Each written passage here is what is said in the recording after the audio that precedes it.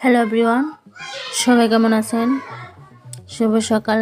বছরের পয়লা দিন ভাত খাম পান্তা, তাই আপনাদের লগে শেয়ার করতেছি। সকাল সকাল আপনারা কি খাইলেন বছরের পয়লার দিন?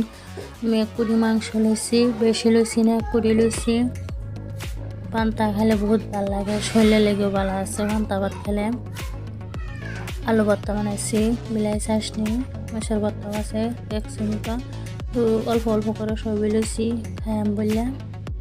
আপনারা সকাল সকাল কি খাইলেন বললা বছরের দিন অবশ্যই জানাবেন। আমি তো পান্তা বই ভরছি খাবার লেগে। পান্তা খাইছি বহুত, মানে কি বহুত বহুত ভালো লাগছে পান্তা খাইয়া, শরীরটা বহুত ভালো লাগছে খাইয়া।